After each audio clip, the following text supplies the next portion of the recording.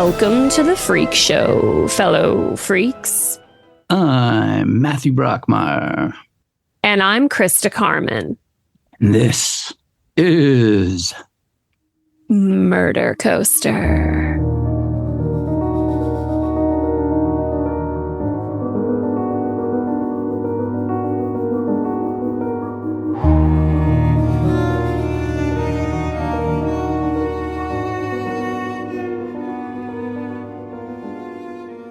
Ladies and gentlemen, we are thrilled to have Leanna Renee Hieber and Andrea James on the show today to discuss their newest nonfiction book, America's Most Gothic, Haunted History Stranger Than Fiction. Leanna and Andrea are the team that authored the Bram Stoker Award nominated nonfiction book, Haunted History of Invisible Women. Leanna is an actress, playwright, and the award-winning best-selling author of the Strangely Beautiful series. Andrea is the owner and founder of Burrows of the Dead, a boutique tour company dedicated to dark and unusual walking tours of New York City. With their new book, America's Most Gothic, they weave together a variety of true stories featuring castles, ghosts, hidden passages, damsels in distress, deceptive villains, and family curses to give us a kaleidoscope of America's darkest and spookiest history. Welcome to the show, Leanna and Andrea. Welcome. Thank you. Thank you so much. Yes, we are so excited to have you. And I guess I will say this kind of doesn't just go for the first question, but for this whole series of interview questions. There's so much in this book, and we cannot even pretend to touch on all of the amazing stories that are in here. So Matt and I decided some of the questions that we're going to ask you are going to be more general, and then we'll leave some things for your readers to discover. But to start out, I think we wanted to tell our listeners and have our listeners be aware of what you consider ghosts to be and how they operate. And if you want to maybe talk a little bit about the difference between a residual haunting and an intelligent haunting.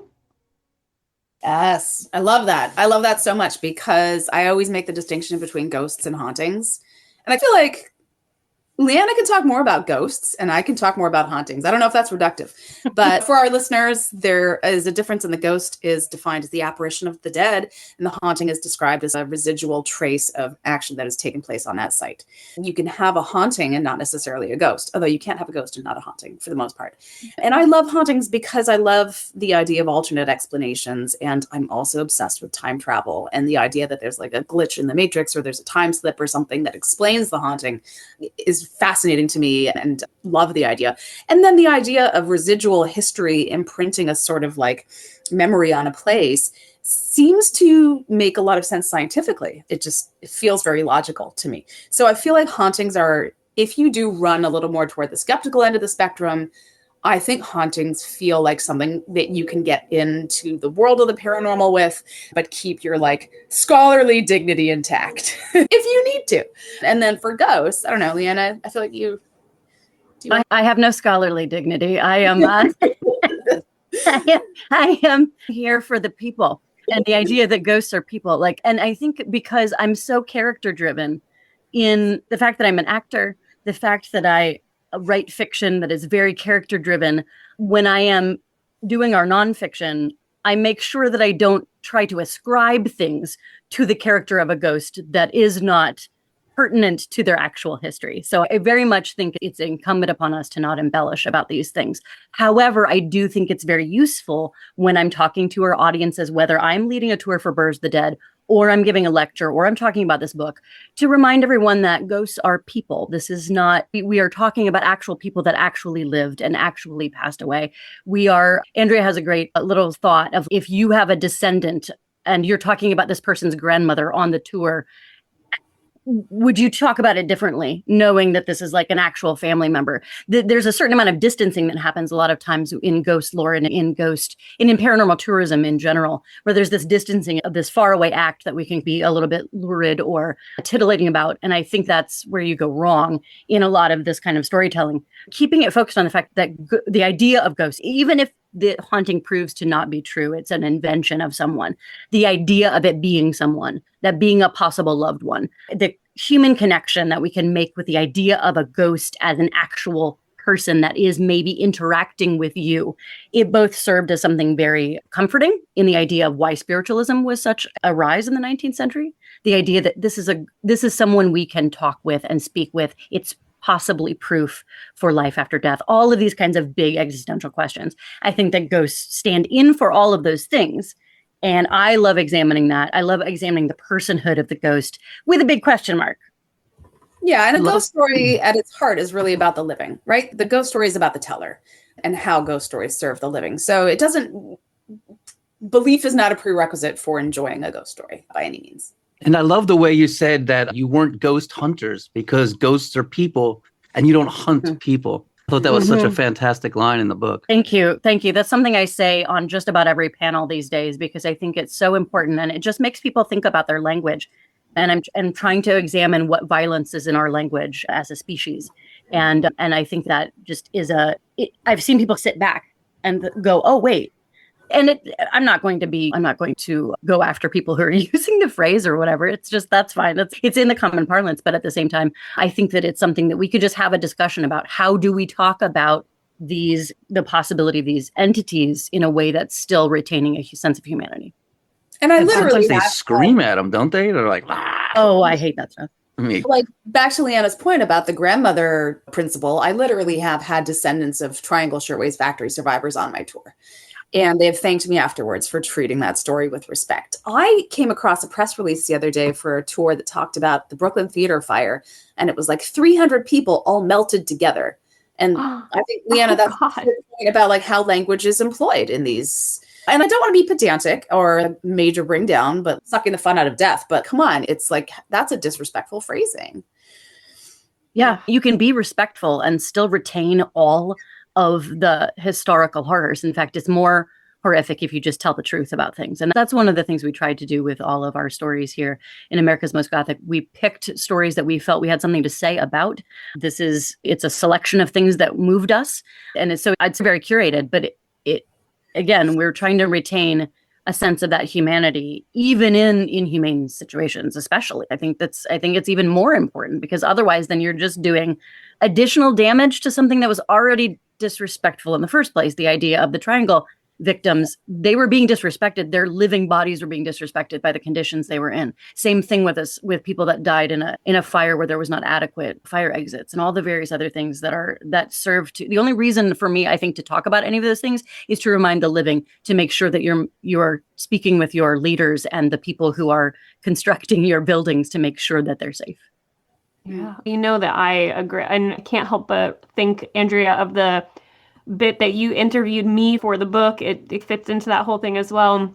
You talked to me about Mercy Brown, and everything the two of you just said plays into that as well. It drives me absolutely bonkers that this young woman that just had so much hardship and so much tragedy in her life, already the idea that she's thought of as this spooky vampire that's going to come out of the grave and go on another blood draining rampage is silly. But it also drives me nuts, and I think this made its way into the book, Andrea, that like talking about, if you wouldn't do this with a loved one, would you do it with one of these historical figures? How I go to her gravesite and there are people want to leave something, so they'll leave Band-Aids and cigarette butts and any trash, essentially, that they just want to say, oh, I left an offering at a vampire's grave. And it's, would you have left a Band-Aid at your grandmother's grave? No. So I occasionally go and clean up her grave, leave like actual flat. I always leave like the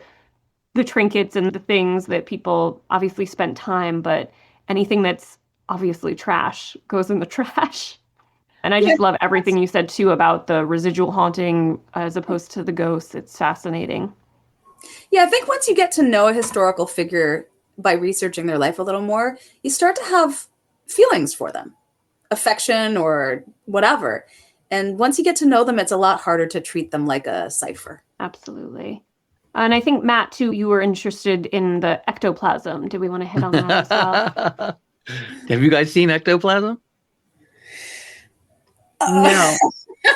No, I How have do you seen do many In New things. York City, you probably don't want to be touching the I gooey mean, stuff on the walls they- anyway. I've seen ectoplasm adjacent substances. Correct. Yeah, Have you no. seen ectoplasm, Matt? Me? No, I have not. I have not that I'm aware of. I have seen many things in my time. I have quite a paranormal roster, some of which makes it in the book.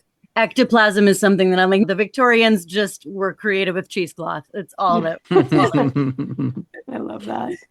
So again, it's hard to touch on every story in the book, and Matt hit on some of the kind of buckets and tropes, and I hate to call them tropes, but some of the categories that some of these stories typically tend to fall into. Yeah, a lot of the sections were broken into these wild landscapes, deathly brides, haunted houses, subterranean caves, ghostly crossroads. I love a good liminal space, undead vampires, family curses. Both just do an amazing job covering all of that. And again, I wanted to just go back a little bit. Why do you think each of you were drawn to writing about these things? Do you think there's something to the theory that to pick something apart and to try to get to the heart of something is to conquer one's fear of it? Or do you have what's your origin story? Let me think about that for a second. I think I just like collected stories I was obsessed with. I think for me, when I read a story, character's going to come into play.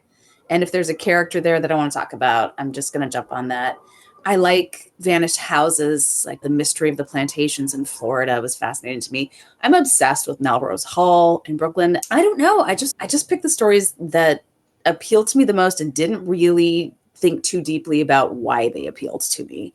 For the ghost brides, I like pretty things. So I was like, brides are pretty. No, I've been to her grave. I thought it was lovely.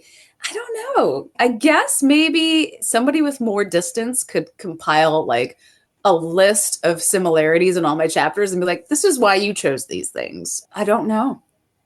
This is our I've first been unexamined life. for this. I feel like this is our first interview for this book. And I wonder if things are going to come through as we continue to do these, if other people are going to start to pick out other additional themes outside of what the sections are broken into tropes. I wonder if there will be themes that will come out that have not yet occurred to us. But if we were on the psychologist's couch, maybe it would. But I love the liminal themes. I thought that was fantastic. Yes. And I really sparked this thing in my mind. I was like, ghosts are literally liminal. They're in between these two places and stuff. And I thought all that was fantastic. That's definitely a through line in everything that we did. The practical reality of why America's Most Gothic was the follow-on from A Haunted History of Invisible Women is that when Kensington wanted a follow-up book, we presented, here are more women who we would like to talk about. And there was a whole section within that was Gothic themed. And when talking with Kensington, they were like, book one's going to stand on its own. We don't really need to do a series per se in this. You can do a follow-up and it can be so that it doesn't compete with the first one, that it can be something that's its own angle, just like we were taking the women's angle on book one. We continue that certainly with this. We do very much focus on a lot of women, not exclusively, but in this book. And so it became that Kensington was like, oh, hey, we really like this whole Gothic section that's taking up a significant portion of this follow-up proposal. Why don't we lean into that? And that is, and for me as a goth and Gothic novelist, and these things are all part of they can be separate things, but for me, that's all in a mix. That for me was like, it was a dream come true because I was just going to say that makes me so happy to hear that they were like, we want more of this part in particular. It's yes, Gothic for the win. Yes, we both love it as a genre. It felt uncanny because I don't know if our editor has access to information about like the zeitgeist that we don't, but she just honed in on the Gothic. And then as we were writing it, it felt, I don't know if it was like the Bader-Meinhof effect and I just began to notice it, but it suddenly began to feel like the Gothic was everywhere. And when we finished writing the manuscript, she asked for an introduction that basically said, why the Gothic right now? And I think we wrote it very quickly and intuitively because we're like, there's that Angela Carter quote that I throw around, and we do live in Gothic times. The Gothic, which I got to know in the course of writing this book, because I'm not, unlike Leanna, that's not my background. And I got to know it in the course of writing this book, and I fell in love because I was like, this is exactly the moment we're living through now. And the Gothic's resistance to clear categories and boundaries was like, it's just like you, Matt, it's that liminal space. It's that in between. And I was like, this is exactly the moment we're all collectively living through. And it felt so right. It's so right now. I love the introduction, and I love that we got Leanna's, like, the personal shorthand for the top tenets of the Gothic. I was like, oh, that's like my list in Daughters of Block Island for surviving a Gothic horror novel. Yeah, your tropes. Which, yeah, but the personal shorthand is also very much in alignment with this sort of general working definition of the Gothic. We're not inventing things. We are very careful to adhere to established standards. Even though the Gothic is malleable, there are some definitions and boundaries. I spoke to this really cool writer named Emily Alford, and she had the whole chart. And it's, what do you need for something to be Gothic? You need like entrapment, containment, these kinds of things, innocence and peril, and so on. And she was also like very emphatic about like how you need incest. So I tried to like not emphasize that too much because I was like, this is creepy. But so yeah, the Gothic. I know. I hate that that's you find it, but it's not required. Like, There are plenty of Gothics that do not True, require that particular horror. So it's true. Yeah, just for the record, you don't need it. You don't need it. And also, just because it's incest doesn't make it Gothic. Also true. Yeah. So that's interesting, Andrea, that you learned, like, you fell in love over the process. Leanna, I feel like I probably know the answer to this, but have you always loved Gothic literature since you were like a young reader? I think like when I was like 5 years old, I believe there's a family story of Dark Shadows being on and me like going to the television, like petting it. Like when the house like came on the screen. Seaview Terrace. I drove past Seaview Terrace in Newport last week, and it still is. Oh, yes. A darkness has fallen on Collinwood. Seriously, I just, for whatever reason, that spoke to my soul at an extraordinarily young age. I thought that would be your answer. Yeah. It really was like my parents were starting to understand me because we were all watching the Addams Family together, and they're like, oh yeah, we got an Addams in the family for sure. So that was Addams Family, not Munsters. Addams Family, not Munsters. Same. Yeah. Way more classy. I think it's really the fashion. I think it was just the house had more secret passageways and whatnot. Oh, so yes. More Gothic. Very important. Yeah, it's a little more traditionally Gothic. Exactly. I mean, spooky things too, but I was never specifically into the Gothic as a genre. And then it has been such a pleasure for me to read things for the first time, like The Monk. And I was like, oh, I regret not having read this sooner. This book is great. So wild. My favorite read of the year, hands down. Yeah, it's insane. It's for those of you who are listening and you do not, you're like, what do I start with? A classic Gothic novel? Start with The Wildest Ride. Yep. And welcome. You'll be hooked, Ray. You'll be like, I have to explore more of this. It'll spoil you a little bit because I don't think anything is quite as wild as The Monk. It's true. I'm looking at my copy right now. But also, can you tell us, so you mentioned Invisible Women. Can you tell our listeners a little bit about how the two of you came? This is your second book together. So how did the two of you come to write a first book together? Being ghost tour guides gives us a lot of free time. So it was Leanna who was approached on one of the tours, right? Yeah. So an editor who's familiar with my fiction and loved my discussion of ghosts in all of my fiction. There's not a single book of mine that doesn't have ghosts in it in terms of the fiction. She's familiar with that. She came on one of my ghost tours, one of the Greenwich Village ghost tour. And at this point, I'd been working with Andrea I think we'd totaled up almost a decade at this point, nearly. Wow. And I was actually the first employee outside of Andrea. So I feel very honored by all of that. For purposes, you're an independent contractor. Yeah, exactly. Okay. Yes, independent contractor. Yes, absolutely. Yes. So it was after one of my tours that editor came up and said, I love your passion for ghosts and I love everything that's on this tour. You should really consider it nonfiction. Mm-hmm. And there was no way I was going to do that without bringing in the person whose tour I was leading. And it didn't even occur to me for a second that it wouldn't be something that we would just jointly do. It was the most organic thing that happened. And I think that's why it's worked so well, is it was such an organic thing, because when I was first brought in as an independent contractor, we bonded over the fact that even though we have a slightly more like, I'm the Mulder, she's a Scully of the X-Files dynamic, our agreement is respect for the dead and accurate history. Yeah, and then that's so great. When we were writing Invisible Women, when we were pitching for the first book, the editors latched onto the female ghosts thing because I had just created a tour called Ghostly Women of Greenwich Village.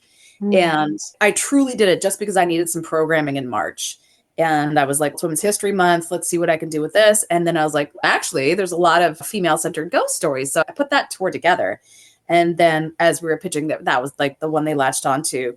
And I need to give credit to a reporter for Bustle who gave me the idea. She wrote an article called "Why Are Women So Obsessed with Ghost Stories?" And Get that one out. Yeah, I'm going to find it on my website. I'm going to mute. Hold on, so I don't make clickety-clackety noises. I'm going to find her name. Yeah, all of this was seamless, all happening at the same time. And it made so much sense to really focus on just the women ghosts and the stereotypes that women have navigated. All of it just fell into place in such a organic way. And we were basically surprised that we were really looking. We're like, has anyone done this before where they have examined just women ghosts and unpacked that from like a gender studies perspective? And there was plenty of anthologies of women writing ghost stories. But the idea of focusing on the women ghosts themselves and trying to get to their real history rather than just repeating what had always been said about them, really being like, yeah, but was Sarah Winchester really out of her mind? And no, she wasn't. So going on these deep dives became really important for us. And exactly to echo what Andrea said, we became very fond of these people, protective of these people. Not to say that we ever whitewash history. We let the villains be villains. We're not interested in rewriting history. The whole point is like trying to tell it as accurately as possible, knowing that history is always dynamic and changing. But yeah, there became these personal connections are ongoing, and I still cared as much about Sarah Winchester as I did after my deep dive. So I love. Oh, go ahead. I was just going to say, I found it. So I want to give credit where it's due because that kind of also helped me come up with that idea. Gabrielle Moss. Go ahead. Perfect. Thank you. No, I was just going to say, I will not name names, but also on this bookshelf right above where I'm looking into my Zoom camera, I have like classic Gothic novels, and then I have a whole bunch of research books that I've used for my fiction. And there are so many of those haunted history books that just regurgitate the same like scandalous legends as opposed to going deep. And it can be really frustrating when even as a nonfiction or a fiction writer, when you try to use these books for research, you're like, oh, this book's actually basically worthless when you find out what the real story is. I have two very strong feelings about that. The first is ranty, so I'll just lead with that because there's just like a strong endpoint there. But the prevalence of pseudo history in the world of ghost lore is a huge problem of mine, and it drives me crazy. Those books are generally worthless. It's just like regurgitating tertiary sources over and over again. I think they're not worthless. No, those books are a good starting point, but they can't be to know where to go from. That like that kind of endless feedback loop of people quoting each other, and there's no primary sources. It's just this. It's horrible. So yeah, pseudo history makes me grind my jaw. True crime is the same way. Yeah, totally. But then on a more fun note, I'm picturing your bookshelf, Christa, and I'm picturing your fiction here and your nonfiction here, and I'm picturing America's Most Gothic as creating this incredible bridge. That's right. I just called Keystone. my book incredible. Creating this incredible, beautifully written bridge between the two, because the one thing I think is really provocative and original about America's Most Gothic, and Invisible Women was also provocative and original, just as you said, Leanna. There'd never been like a gender study based survey of ghost lore before. But the thing that I loved about America's Most Gothic was just like, this is the first time anyone has ever taken the tropes of fiction and applied them to, true, in quotes, true ghost stories or folklore, if you prefer. And I was like, that's a really weird idea. How are we going to make this work?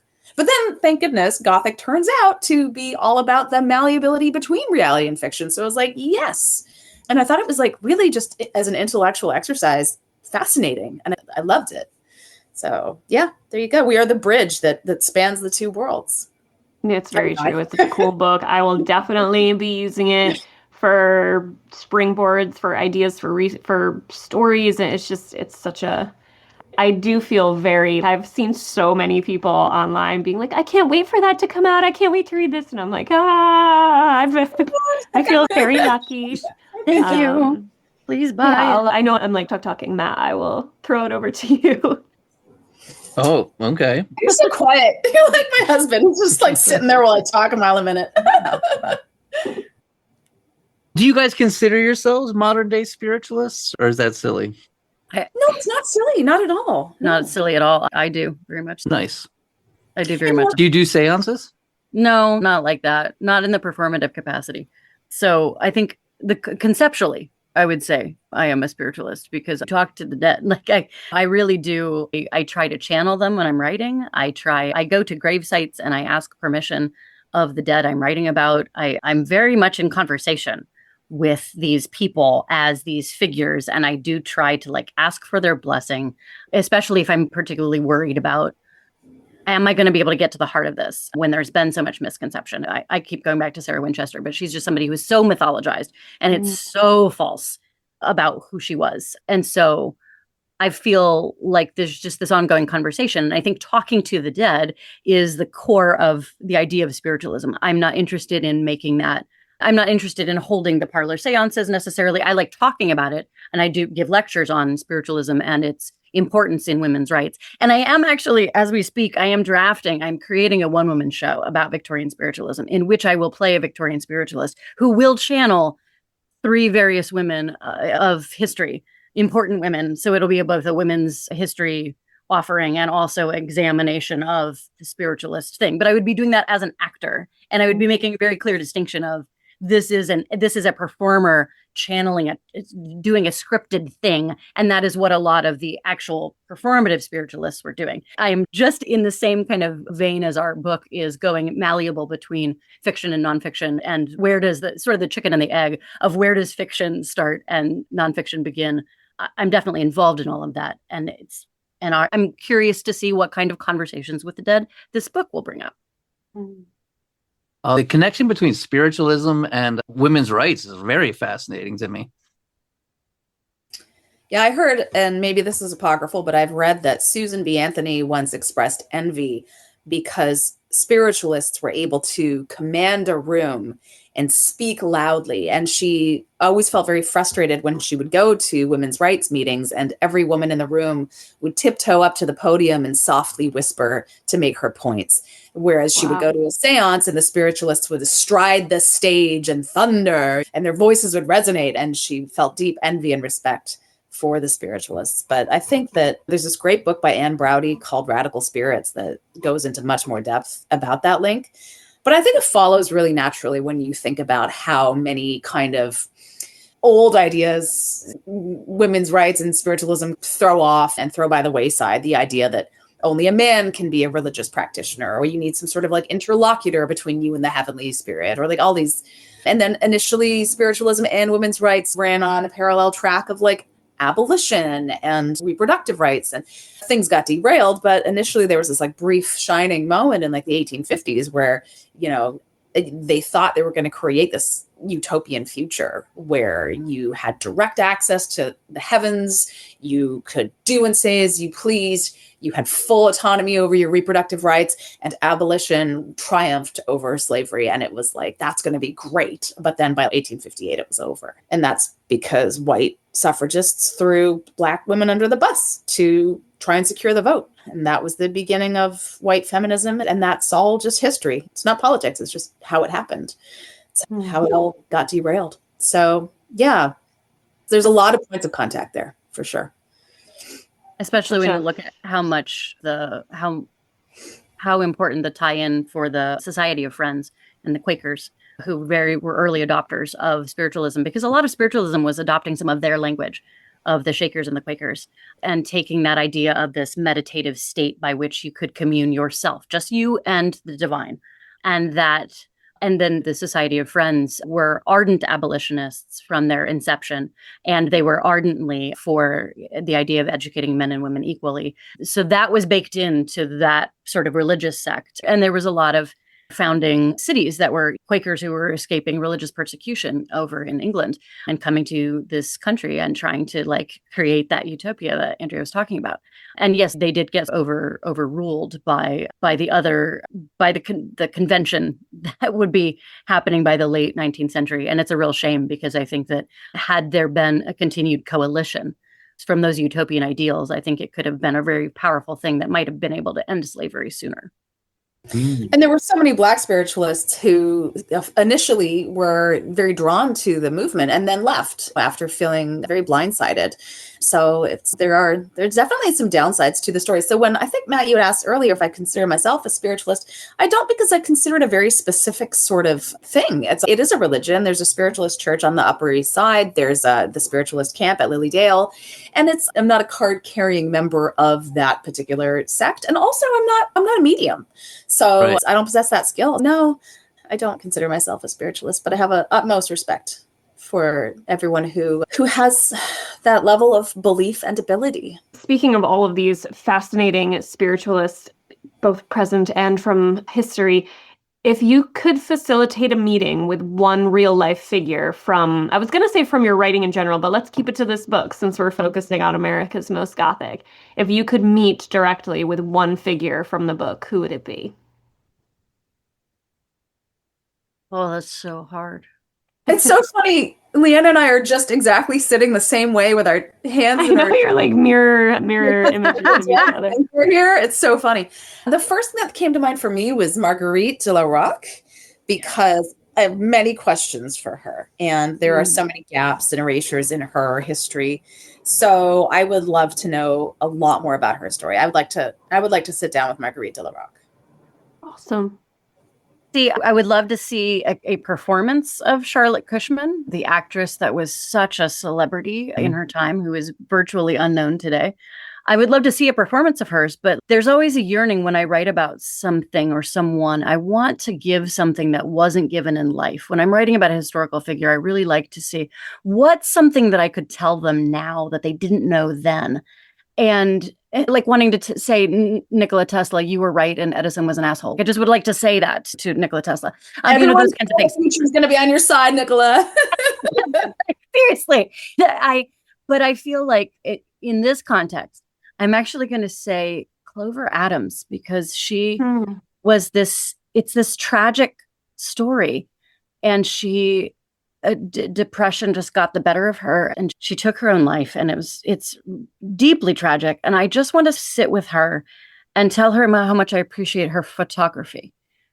Just that level of, I acknowledge your art in a way that your art was never able to be acknowledged. Your time frame and your social class did not let you consider yourself an artist, but I consider you an artist. And just to validate that, I think for me, the idea of an artist living their life without validation is like the most tragic thing in the world. It's why I cry so much at that Doctor Who episode with Van Gogh.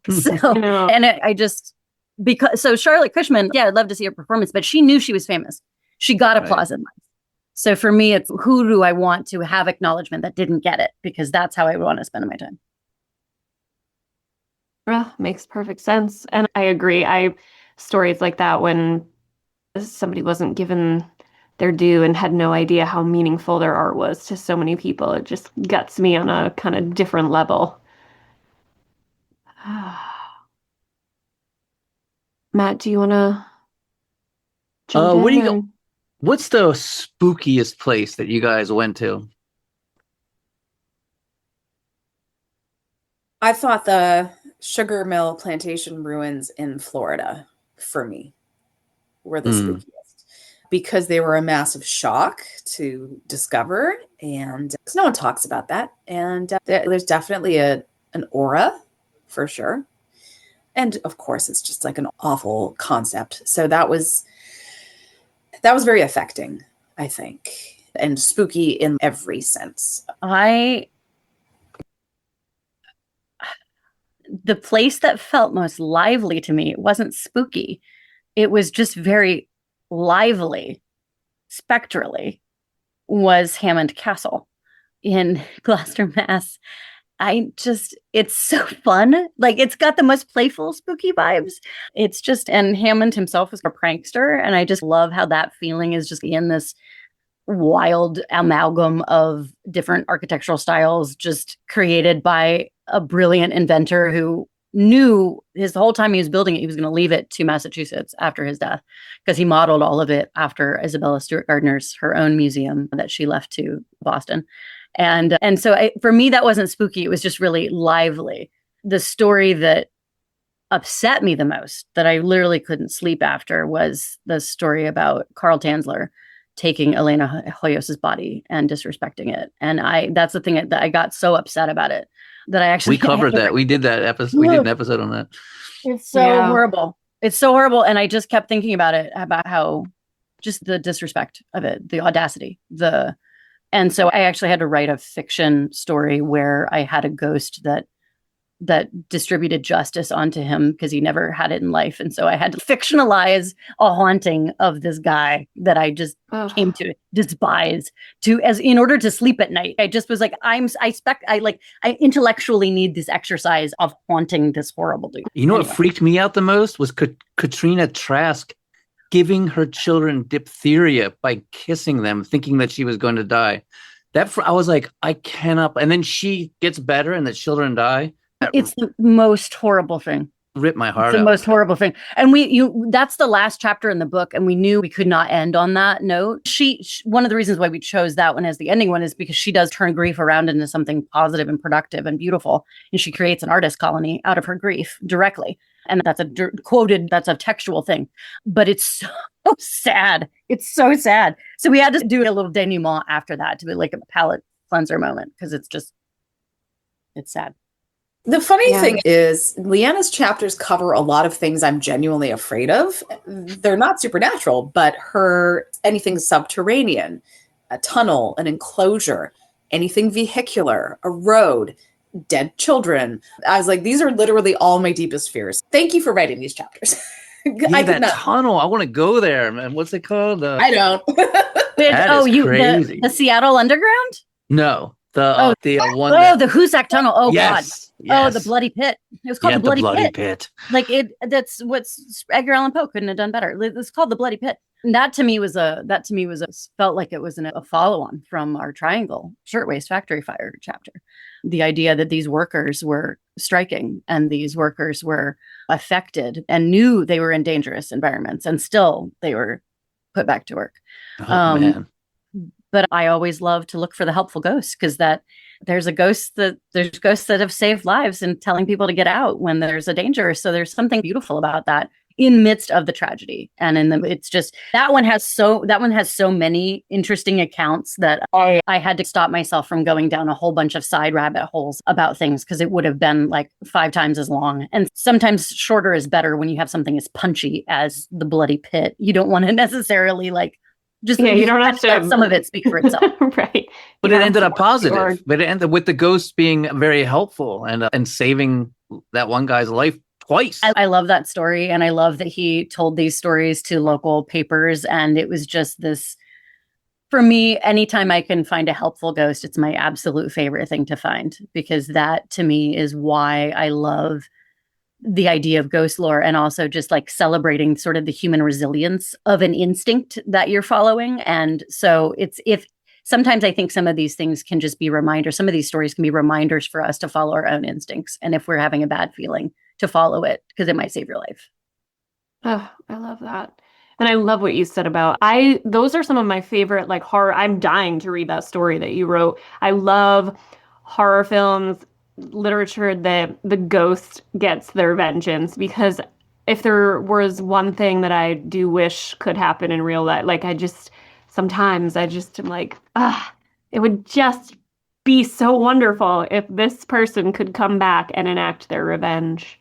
It was perfect. I'd written this chapter. The chapter for America's Most Gothic is called Elena and the Count. And I was just invited into an anthology. At the same time I was writing that chapter, I was invited into an anthology called, in the Castle of Horror series. The Castle of Horror is an anthology series. It's been going for a long time.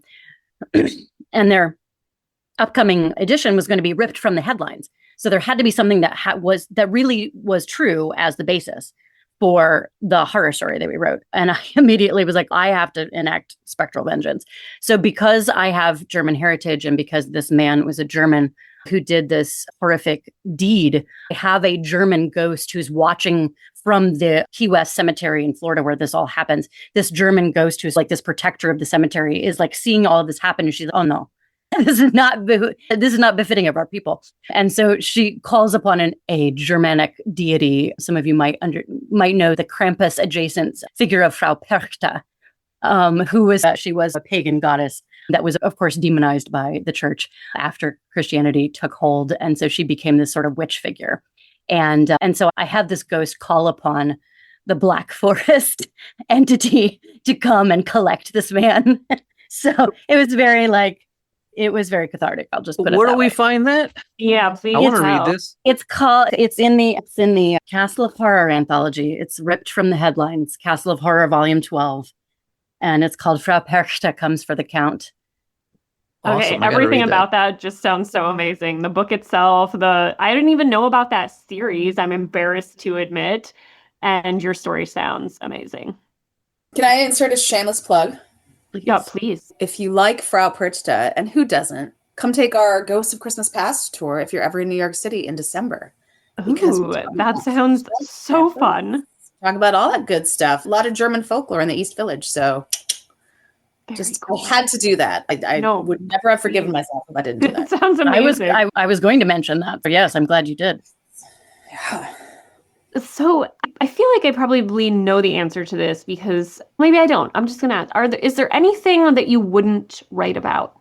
Is there any story? I know we've talked about how everything you do, you're doing it with respect, and the intent is so different than like these shameless ghost hunters that we've talked about. It's not even remotely close to the same thing. But I guess too, we also talked about things that Leanna, you wrote for the book and then couldn't sleep because they're so horrifying and terrible. So I guess from either perspective, is there something that you wouldn't write about? Something taboo? I don't love dead kid stuff. I don't really want to spend a lot of time in that headspace. So that's probably not something you'll find me digging into really deeply. Yeah, that's the biggest one I have too. In true crime, when it comes to children being hurt or killed, it's, oh man, I can't. There's certain cases that I'm just like, I won't touch. Yeah, that's just not many of them, but a couple. If there's the idea of haunted penitentiaries and asylums giving tours and things like that's probably, I have not addressed that. If I did address it, it would be like, hey, this is a problem. This is a place of torture or in confinement. And yes, that plays into a lot of horror. Of course it does. But I think that some of that supernatural or paranormal tourism to some of these historic spaces, if it's handled sensitively, fantastic. But it very often is not, especially when it comes to mental health. So I've read about that in the Mad Women chapter. But yeah, sorry. Yeah, you thought. Go ahead. No, you beautifully did that. And I'm grateful for that. I think that I myself have a hard time approaching that. So I was similarly, as Andrea said, like I tackled some things that are in, your fears. I'm grateful that you addressed something that I was going to have a real problem with. So I really felt like all the things that I would want to, because you really cannot have a book about the Gothic without a discussion of quote unquote madness. You can't, it's inherent in the Gothic that you question your sanity. That is a whole point. That's a whole point. So I was grateful that was included. Yeah. I can do that. I have no problem researching those kinds of topics. I do have a problem leading tours in those kinds of spaces. I don't take tours in those spaces either. Some people have asked me for tours of Willowbrook, which for those who don't know, that's a former insane asylum in Staten Island. And it was really notorious. Like Geraldo did this big expose on it. I've seen that. Children there. Yeah. So for those who don't know Willowbrook, maybe don't look it up unless you don't want to sleep tonight. For those who do know it, I hope you'll understand why when I get customer requests for Willowbrook tours, I say no. It's just, I can't stomach that. There's a whole thing about that. It brought up, there's some boogeyman, what's his name? That was there and everything. And there's crazy folklore about all that. Yeah. Oh my God. Let me look it up. Lived in the remains and stuff and would come out. Yeah. Yeah. That was a good documentary too. Yeah. That guy also, that's the same guy who made a documentary here called Murder Mountain.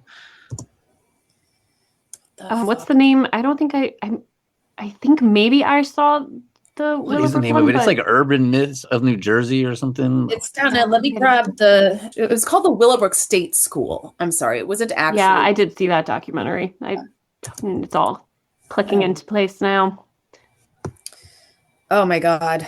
Yeah, I talked to that filmmaker when he was out here. It's not The Last Disgrace. That's another documentary. It's the name of the villain. Yeah, I know. And his name is. What is it? God, it's driving me crazy. I'm going to know it when you say it, but Yeah, we're going to look it up. And of course, the internet is useless nowadays. So, yeah. Cropsy. Cropsy. That's Cropsy, it. thank you. Cropsy. Yes. Thank you. Yes. Edit out all the parts where we can't remember the name. Cropsy. Cropsy. Good Cropsy. movie. Thank you. Yep. Yeah. Yeah. See, that's the thing. It's like Cropsy is spooky and people want to explore that. And maybe it would be cathartic to explore that. I just can't personally stand on that site and give a ghost tour. That gives me the icks. So Yeah, there are certain things where I'm like, this is too loaded. I feel that way about Amityville. I feel that way about Really? Haunted House. That stuff has gotten so entwined with Hollywood and opportunists through the years. Bathsheba never even went to the Conjuring House. We covered that. We did the whole thing. It's utter made up nonsense. Thankfully, there's enough folks that have done some of the debunking there that I don't feel like I need to add to that at all. And thankfully have not been requested to. So yeah, there are certain things that I'm like, you know what? I don't have a dog in that particular fight. And like when we talk in the beginning, we talked about running historical people's names through the mud. That's probably the worst because Bathsheba had absolutely nothing to do with the house. No, and they made up everything they said about her is complete fiction, lies. To the point where her gravestone they had to remove it from the cemetery because people were desecrated. Horrible. It's horrible. It's horrible. Yeah. So yeah, that's a case in point of something about where things get out of hand in a narrative. And that's worth exploration, but I feel like enough people have unpacked all of that. And so thank you for doing those things, because in some cases that would make me just as angry as any of these other things that have infuriated us. I think the internet has stopped a lot of that because that book was written before the internet and you couldn't debunk it then. You would just read it and be like, assume it was true. So Matt always does so much amazing research for our podcast. And obviously we're talking about this amazing book. I'm dying to hear your research. How do you get going when you decide you're going to write this book? I want to know all the details. Do you go case by case, chapter by chapter? What are your go-to methods? Well, it's funny because when Matt was saying like the internet has been helpful in debunking the Bathsheba myth, I was like, yeah, the internet used to be such a good place to get information. That was a good time. So yeah, with usually the germ of every idea for me will start with a book. I will find a secondary source. I will get intrigued. I will reverse engineer, like finding the primary sources, and I'll track them down that way. So one case study, let's say Marguerite de la Roque, Bear Woman. So I found this novel. It's autofiction. So it's not quite a novel, not quite a memoir, by this Swedish woman. And it was called Bear Woman. And I read it and I just became very obsessively intrigued with Marguerite de la Roque. So then I tracked down A Colony of One by Elizabeth Boyer, who I talk about in the book. And she has done all the heavy lifting because she actually translated the 16th century documents and everything and reproduced them in the back of her book. So then I tracked it back that way. And then I went like as far back as I could. That was a trail that went cold pretty quickly because I don't have access to a lot of original documents from 16th century France. But so I would just go back as far as I could to the closest to primary sources that I could. And then once I got there, just write everything as accurately and faithfully as I could. The biggest challenge for me whenever I'm writing nonfiction is to keep myself entertained while I'm doing it, because it's really, for me, I think it's really boring to just recap a story. And I always get disinterested when I do that. So I have to always find like a narrative angle. And Mercy Brown was difficult for that too, because that chapter, the challenges were twofold. First of all, everybody knows that story, so how can I say anything new about it? And second of all, like there was just so much material, like that chapter just went on and on because I was like, there's just so much here. So I'm like, I'm trying to focus it, direct the attention somewhere and then have some sort of through line, because I'm like, it's just so all over the place. So the research process for me, it's not earth shattering. It's pretty basic stuff. I just go back as far as I can to the most primary source I can. For me, the fun part of writing nonfiction is making it into a story, is making it into a narrative. So that's the part that I love. Not that I don't love research, but it's not really like where my heart lies. It's a little fiddly for me, and I'm a little sloppy. I'm not a great record keeper. So I don't think it's my strength, but I just read like crazy as much as I can. I similarly, you got to find the angle. And I'll often be drawn to something, but I can't really start writing it until I know what my angle is. So a lot of times in terms of what goes first, it's what's calling to me. Where am I going to research? So a lot of times for me, I'll see something on the ground if I'm actually able to be in the space. And as much as possible, it's very difficult with Haunted History of Invisible Women because it was so much of that was written during the pandemic. So we really couldn't go to a lot of the places. And I don't think you have to be on the ground in a place to be able to write about it. But I really like being able to, if at all possible. So so many of the places we write about are gone. So yeah, exactly. But Melrose Hall is not there. Yeah. So I feel as if you're able to be in the setting, great. And so very often that's how I would end up beginning my chapters because the Gothic is about a sense of place, is to set the scene for the readership of being in this setting. And so that for me was as many places as I could do that, the better. And if there is anything personal I have to say, I trotted out a bunch of my personal stories that were not applicable in the first book, but I did have a way into this one. I have worked in other haunted spaces. And so being able to write about the mob, the boys of the Wabasha Street Caves in Minneapolis, that was like just very meaningful for me because that was very personal, and working for years in a haunted space and having this relational angle to it. In terms of the research, we can't get too bogged down in the weeds. We want to have a baseline for that. Absolutely. But it does get, like Andrea said, a little fiddly sometimes. As many newspaper quotes as were fitting, as many personal sources as possible. I feel like I want to make sure there are voices in there that are other than my own to back up some of the things that I'm trying to say.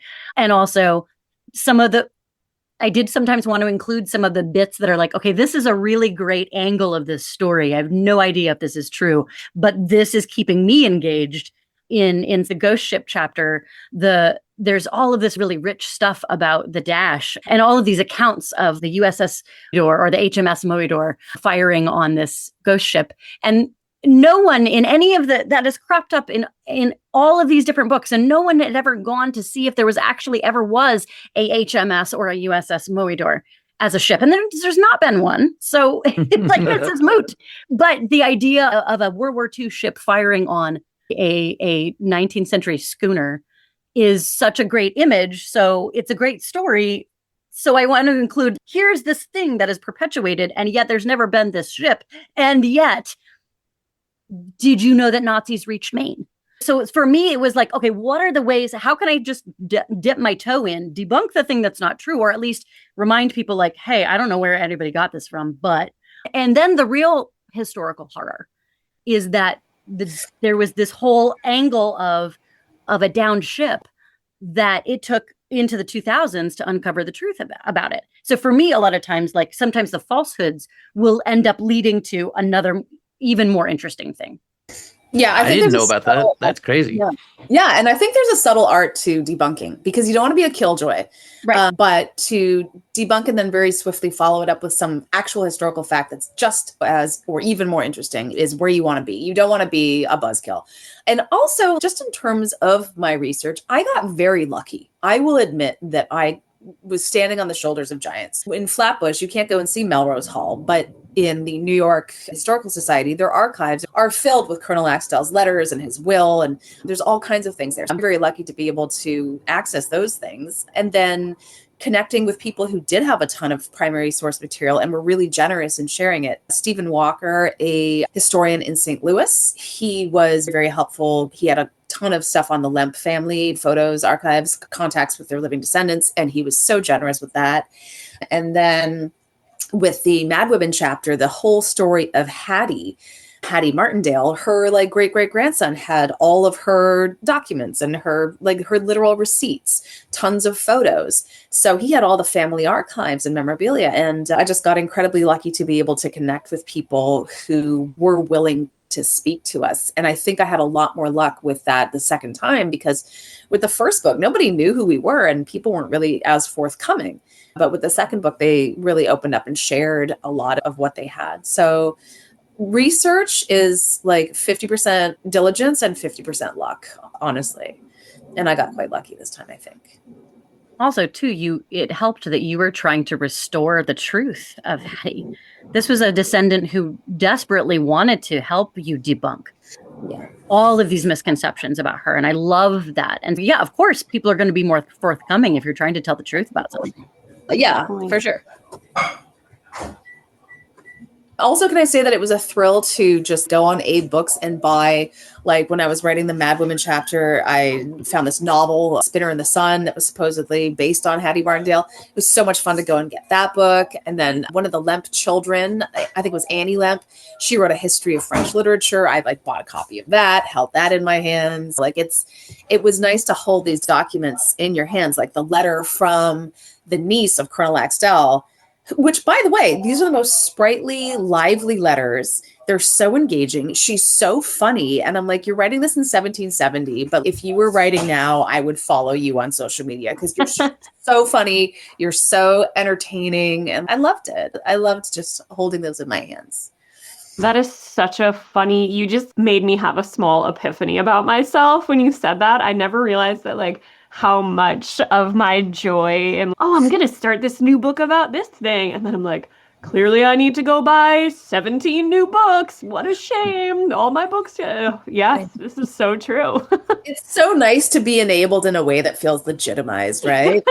Absolutely. And then I make myself feel a little bit better. I did go to the library for some of them. Meanwhile, there's like a new stack yay wide. Yeah, I had to get a new bookshelf next to the spot where I do some writing. I had like different stations in my house, and like different stations where I will work, and each station has its own bookshelf because of like whatever. Just I want to have on hand physically.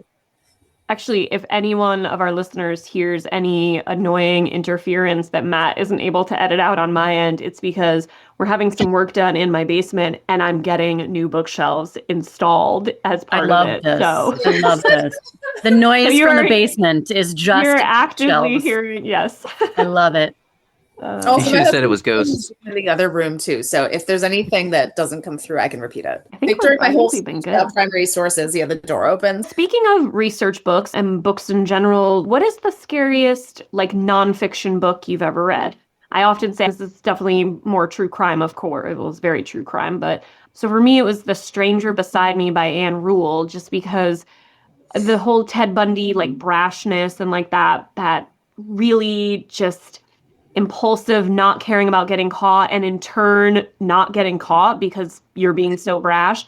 That actually would hold me hostage in my car listening to the audiobook, thinking, you think you're safe in a badging? To go to my day job, I have to badge in. It's security. There's gates. But oftentimes these sort of presumed measures of security that we feel aren't even an actual thing. So I was thinking, what's the scariest nonfiction book you've ever read? And then the follow-up question to that is, have you ever had any epiphanies from nonfiction that have altered the way you live and think? Oh, that's such a good question. I love that.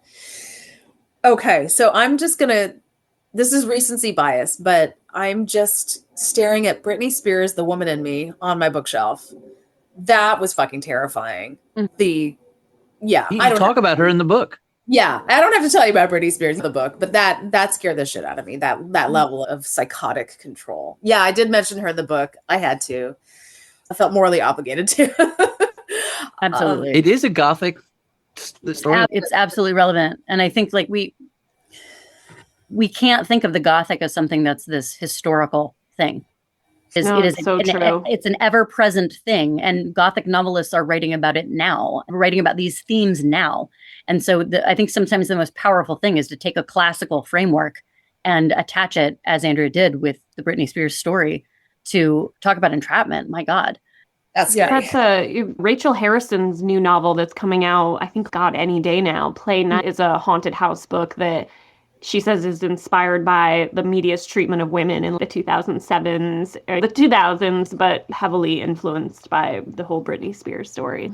And the way she was sexualized at such a young age is so disgusting. Everyone from like David Letterman and people like asking her about her breasts, and she was still a teenager. It's terrible. Yeah. It's awful. I think the thing that scared me the most in the moment, and I talk about this in Haunted History of Invisible Women, the thing that still haunts me, because it stays with me, I'm pulling it from my bookshelf, is Spindrift. This narrative, this woman, she haunts me. Like, so Jan Bryant Bartell, this is her memoir. That's like your doppelganger, Christa. Wait, what? She is your doppelganger. Look at her. Ooh, Halloween costume. Oh my God.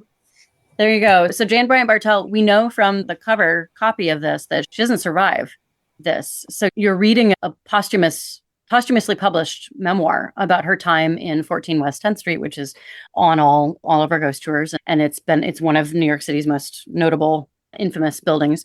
It's a residential building, so we're very careful about how we talk about it. But all of the events that she described are taking place before a murder happens in that house in the 80s. And I think for me, it's so Gothic because it is this dread narrative that it is not going to end well. She is no longer with us as the narrator. Worse things are going to happen in the 1980s than what she describes happening in the 70s. And it's just this sort of this horrible, like canary in the coal mine kind of feeling about this woman's narrative. So for me, that's something that just really deeply affected me. And weird stuff was happening to me parallel to what I was reading about at the same time that she was talking about weird stuff, paralleling her life when she was writing it. And I just, that for I remember me, this all now from, I remember this now from Invisible Women. I had gotten a very specific tattoo, and the next chapter, she's talking about the imagery of the thing I just got on my leg the day before that I had. It was so that still upsets me in the way that there's this just weird synchronicity thing that I will never get over. But in terms of like the behavior to this day, I talk a little bit about that in my motorcycle ghost chapter. My encounter with an urban legend made me a better driver because I was like, we were warned. Wow. We were warned. Yeah. So, Spindrift is a very uncanny book. I have to say, it's remarkable. It really does exert a hold over you, and it's very weird that way. I will say, though, that I actually just got back from the library 10 minutes before we sat down to record this podcast, and I have a book here that will probably change my answer to this question if you ask me again in a week. I am embarrassed to admit I have never read this book yet, but I'm about to read this, and I know that it is going to be harrowing. Oh, yeah. Do you want to say it out loud for our listeners? Yes, this is not a visual medium. I'm holding I'm holding up the book, Incidents in the Life of a Slave Girl, written by Harriet Jacobs, which is a book I've only ever encountered secondhand, right? It's been quoted in so many places, but I've never read it. Yeah, ask me again in a week or two, and my answer may be different. I don't know. Have you guys ever read this? Like, no.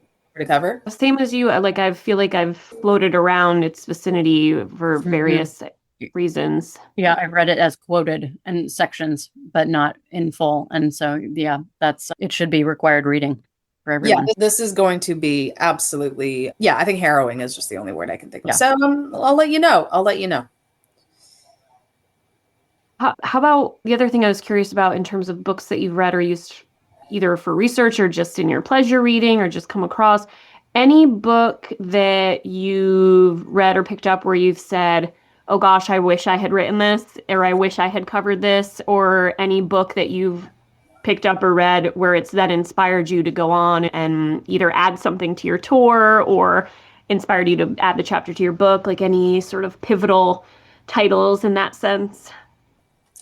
It's a lot of books I wish I had written. One book that came out, and it was edited by actually one of our tour guides, and it was written by a very lovely woman named Jennifer Wright. Madame Ristel. I was like, oh, I talk about her on my tours all the time. I should have probably pitched this book, but I didn't think of it. And it's a great book, and I'm glad it exists. But I was like, oh yeah, wow, that I could have written that, but I didn't. And it's a good book. So I would say if you haven't read Madame Restell, you should go get it. It's great. It's a great book.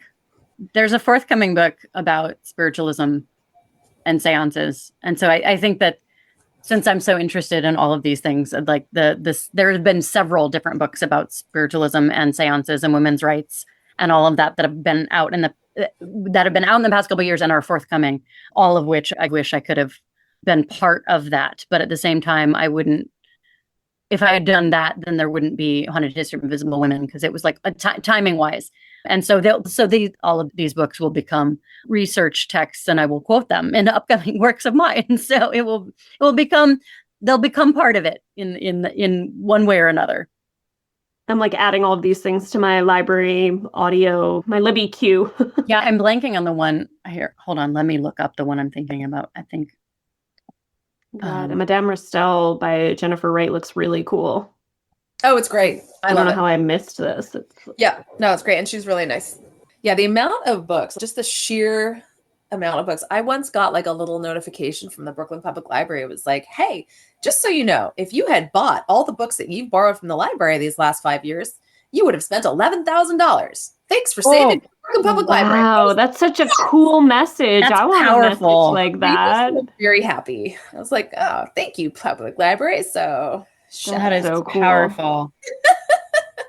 I'm looking, and so you can keep this one in the podcast so that I get a chance to name drop. Sadie Hartman, who goes by Mother Horror on Instagram, has the best recommendations. And it was actually seeing some of the stuff that's upcoming thanks to Sadie's posts about how I saw some of these things. So please follow Mother Horror. She gave us also a wonderful quote for our book too. So I'm looking it up to find out the spiritualism one that I'm very much looking for. Question for you guys. Have you ever read a book that is eerily similar to a book that you've written and you're like, huh? I do just find all the time that I don't know if you said like the recency, there's biases that make me see things, but it happens to me all the time. I put out Beneath the Poet's House the year that Mike Flanagan had the Fall of the House of Usher, and a lot of like things that he did in terms of reinventing and pulling Poe's stories into a modern space. I was like, oh, that sucks. That's like in my book. I pitched my Mercy Brown novel that I got my literary agent but that we never were able to find a publisher for. We still hope to at some point. We just haven't really gotten back around to revisiting it. But for the longest time, the book was titled Because I Could Not Stop for Death. And then like a couple of years ago, I saw a book published with that title and I was like, that sucks. Yeah. And then just recently, I won't name names because there is enough difference, but I did just see a very popular horror author has a book coming out next year that has like similar historical figures and themes to something that I'm working on right now. And I'm just like, God damn it.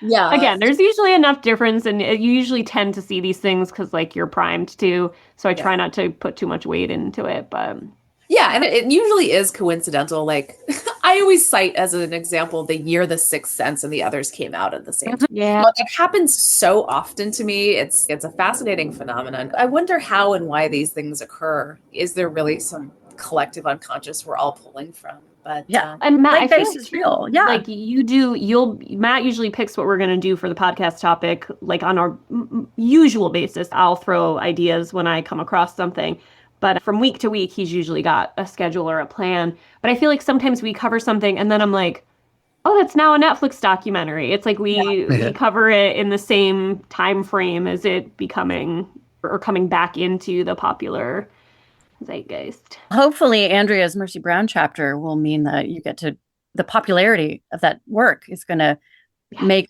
Mercy Brown the next hot property, and then you can publish your book. I know. Paul Tremblay wrote a book about it, so.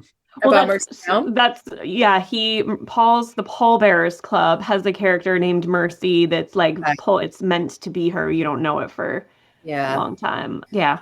I had people reach out to me and they knew that I had like this Mercy Brown book and that I hadn't published it yet. And they're like, I don't know if you know yet, and I don't want to ruin your day. And I was like, it's fine. I already know. Ruin your thoughts.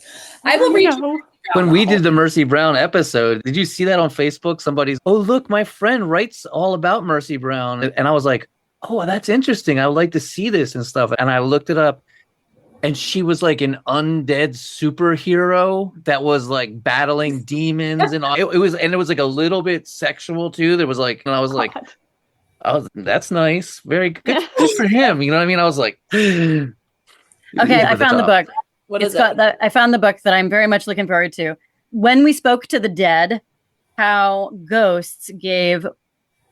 Oh yeah, she's giving the book talks. Yeah, when we spoke to the it's giving a talk for Morbid Anatomy. Yeah, so when we spoke to the dead, how ghosts gave American women their voice.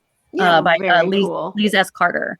So I'm very much looking forward to that, and that's one of those things where that's going to be. I'm sure I will quote that in lectures and upcoming material myself. So that looks awesome. I feel like the cover reminds me of the covers of your 2 books. I know. If you liked these 2 books, buy this book. It's all in conversation. You talk about spiritualism being a part of the women's liberation movement and being in the thread of all of that. So it also looks a little bit like the cover of The Witch of Lime Street, a little bit. Yep. But honestly, that's a really nice cover. So very cool. Worse. And the font's almost similar to that Madame Erstel book too. It is very similar, yeah. But I think that like it works. It's a nice cover. I also really like that font. So yeah, it's hard to be original when you are in our milieu. There's only so much out there, and there are only so many fonts. There are only so many like curly cues. There are only so much Gothic. Having a seance. Yeah. That's part of the fun too, in topic and the writing that we do, and how, like you said, Leanna, you mentioned you got to find the angle. So whether it's the cover or the way you're telling the story or the way you got to bring the new way of looking at it. And it's usually when people get most excited about something is when somebody's bringing something new to the table. I had a funny thing happen where I was working on a book project that I hope to complete one day. And then somebody read like a preview of one of my chapters in the book. And then they got excited and they're like, oh, I want to turn this into a book. And I was like, would you mind not doing that? Because I'm doing that. And whatever, anyone can do whatever they want. Let's just see whatever happens. But I was, dude, like, it's just a reality, I think, of the world we live on. But yeah, you don't want to be paranoid about sharing things that you're excited about either, because you don't like it's this thing of wanting to be forthcoming about stuff you're working on, but then also you don't want to necessarily be prodding the collective unconsciousness either. So you want to be manifesting the book deal, not the plagiarist. But you know what, though? Like, for those who are like suddenly getting very paranoid and feeling anxiety right now by listening to this, take heart. Literally, our entire business model at Burrows of the Dead is founded on stuff that is public domain. Like, history is accessible to everybody. Yep. So in a sense, unless it's word for word, there is no plagiarism. Like, all of the ideas are out there, and you can't copyright an idea, only the expression of an idea. Hopefully you'll just be the sixth sense and not the others, and you'll get all the attention and money, and the other one will be like forgotten. However, if you are the other, you'll be a freaking cult following, and also the better movie, hands down, hands down, without a doubt. Oh my goodness, no contest. So, were you guys working on anything new right now? You got a new book coming out? I'm so glad you asked, Matt. Leanna, you're working on 8 things. You want to? Yeah. So next fall, I have a book coming out called Dead Ringer. And the premise is that in 1892, a telephone operator has a ghost come through her console and point to a line. And Lottie, the heroine, even though she's not supposed to listen in, she does listen in, and she overhears a murder plot. So then she becomes an amateur sleuth to solve the ghost murder and prevent another one. Ooh, that's coming out. And David Cronenberg, by the way, is sending you a cease and desist. No, his is plural. Yeah. So you can't copyright a title. Right. And you have no gynecological twins. I called it. Come on. I called it a Dead Ringer as a joke, and then it just stuck, and the publisher liked it. So I was like, all right, fine. It's literally how we named America's Most Gothic, remember? That's exactly how it was. It's literally awesome. Yeah, that's totally funny. That's how my book, How to Fake a Haunting, my other 2 books, I called it something the whole time. And then every time I would tell my publisher the titles, they're like, oh, you're so cute, but that's terrible. No, we're going to help you. So I had just started to think there's no way I'm going to name my own book. I'm calling this How to Fake a Haunting. And when I told them, they were like, oh, yeah, no, let's just do that. And I was like, wait, what? I don't have to change any of the file names on my computer? That's crazy. I'm really bad with titles too. I'm very like Billy and the Brontosaurus with my titles. So I feel like I'm good with short stories, but novels are very tough to me because they just feel it feels like you gotta get it right. Yeah. Another book coming out too? I do have another one. So next fall is Dead Ringer. And then winter. So I don't actually know the release month yet because the week that I signed the contract, Union Square and Company was bought by Hachette. So I don't actually know now exactly what the release date is going to be, but it's called Ravenfield Hall. And it's set in 1874 southern Maine, dealing with ghost ships, the same ghost ships that I talk about in my ghost ship chapter for America's Most Gothic. So these things are always feeding each other.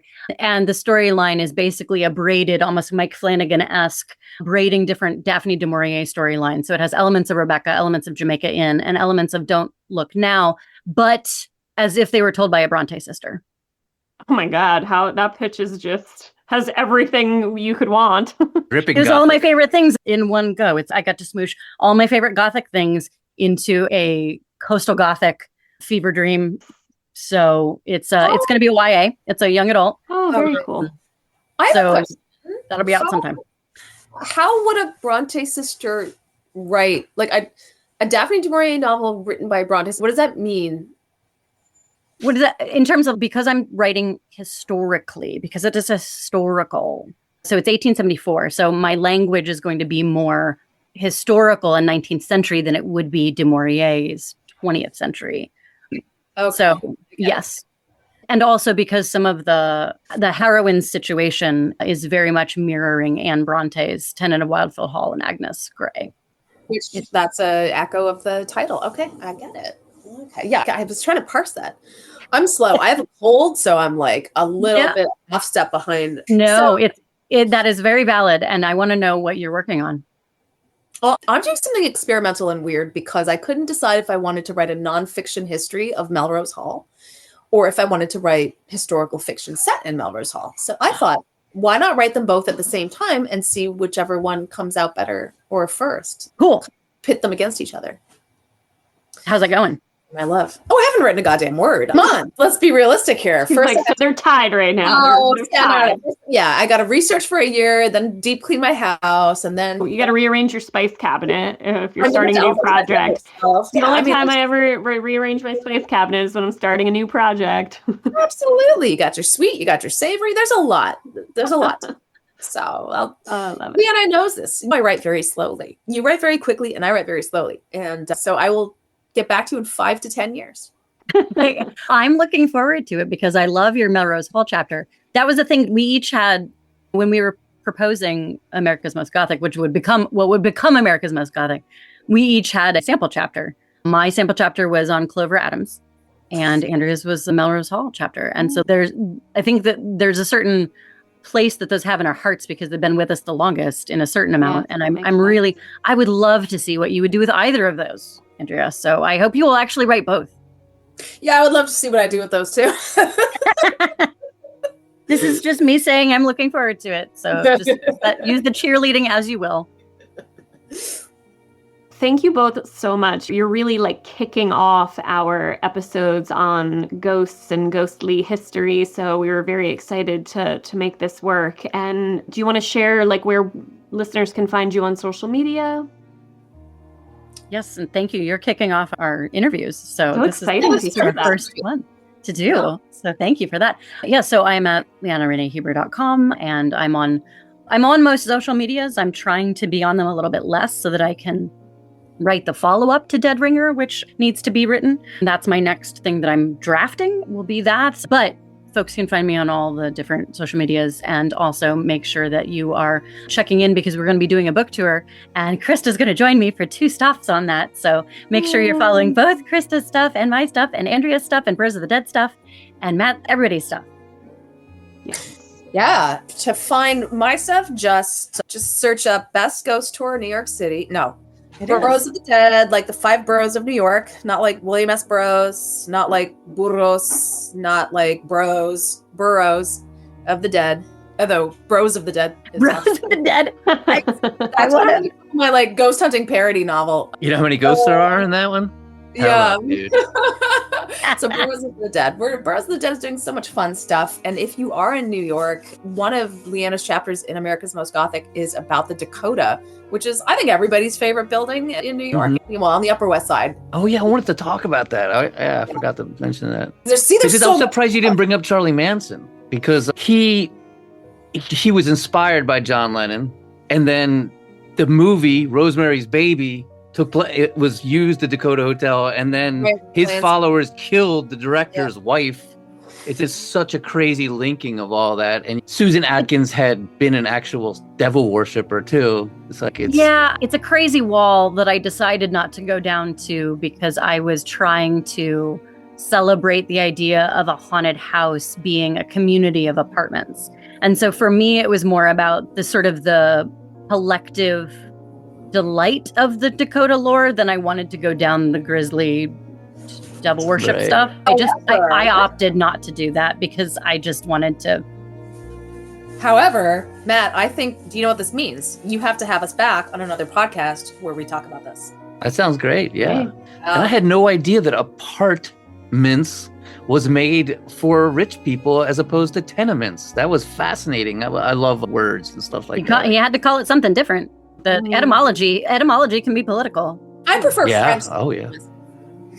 What was that, Andrea? You prefer what? I prefer French flat myself. Yeah. Thank you so much for coming on. The book is America's Most Gothic, Haunted History, Stranger Than Fiction. We will have all the links to everything we just said in the show notes. Check it out. Thank you so much for coming on. And yeah, we'll see you next time when we discuss Charlie Manson and the Dakota. Yes. And Rosemary's Baby. And the new Upper West Side, the Uncanny Upper West Side tour. So that's what this was all talking about. Bringing up the Dakota, because we have a new tour. I'm so good at sales and promotion, aren't I? I'm trying to make sure that I'm not taking it down a different rabbit hole. All this to say, check out Bros of the Dead's new Uncanny Upper West Side tour. Yes. We'll put the link in the show notes. I will definitely be on one of the tours when I'm in New York at the end of October. So I'm looking forward to that. Awesome. All right. Thanks, you guys. Thanks so much. Thank you. Thanks, everybody.